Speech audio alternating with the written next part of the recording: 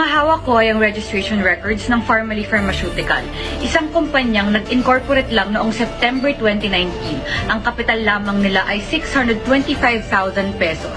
Ang co-owner isang Singaporean na wanted for stock manipulation sa Taiwan. Walang track record. Pero noong April 2020, nang kailangan na ng PPE ng gobyerno ng Pilipinas, sa kanila napunta ang bulto ng mga kontrata. Suma total, 11 billion pesos worth of contracts. Sa normal na mundo, hindi kailanman mapupunta sa Pharmally ang una nilang kontratang worth 54 million pesos dahil stricto ang procurement law. Kailangan meron kang financial capacity at meron kang track record. Pero, ipinasa ni President Rodrigo Duterte ang Bayanihan to Heal as One Act. Dito, suspendido ang buong procurement law at pinayagan ng gobyerno na magkaroon ng emergency procurements. Kaya ang pagdadahilan ng mga opisyal na sangkot dito sa Pharmally scandal, may lusot naman sila sa batas. Kaya ang sabi ng report ng Senate Blue Ribbon Committee, ang nangyari ay isang premeditated plunder o pinagplanuhang pandarambong sa gitna ng pandemya kung saan libo-libo ang nagkasakit at namatay na Pilipino. Tila raw ba kasi kumuha sila ng all-star cast para rito. Inappoint ni President Duterte ang dating staff ni Senator Bongo na si Undersecretary Lloyd Christopher Lau para pamunuan ang procurement service ng DBM or PSDBM na siyang namuno sa mga procurement.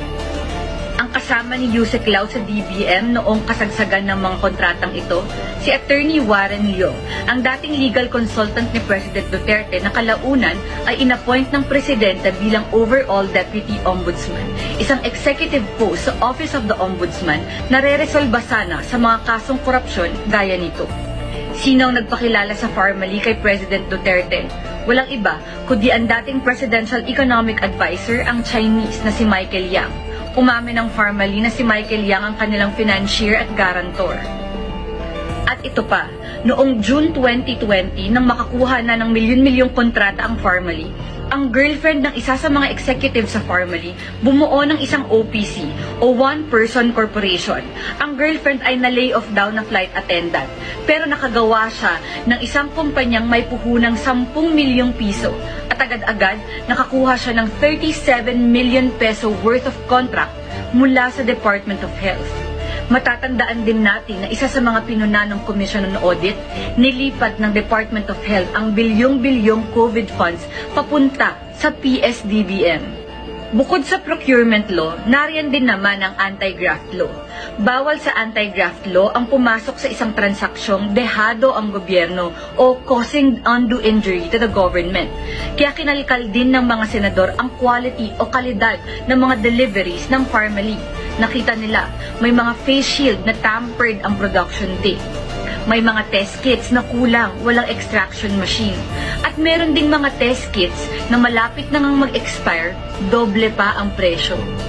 Sabi nila, ibinigay sa Pharmally ang purchase orders bago pa man dumating ang mga dokumento ng mga ibang bidder.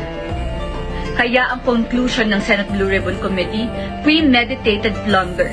Pakasuhan ang lahat ng mga nasangkot sa iskandalong ito, kasama raw si President Rodrigo Duterte matapos niyang bumaba sa pwesto. Ang kaso, siyam lang ang pumirma sa report na ito. 11 ang kailangan. Higit kalahati ng mga senador hindi pumirma.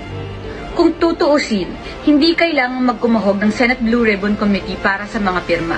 Dahil sa normal na mundo, matagal na itong nasa judicial agencies. Dahil sa normal na mundo, ang dapat kumikilos mga investigador, piskal at husgado at hindi mga politiko.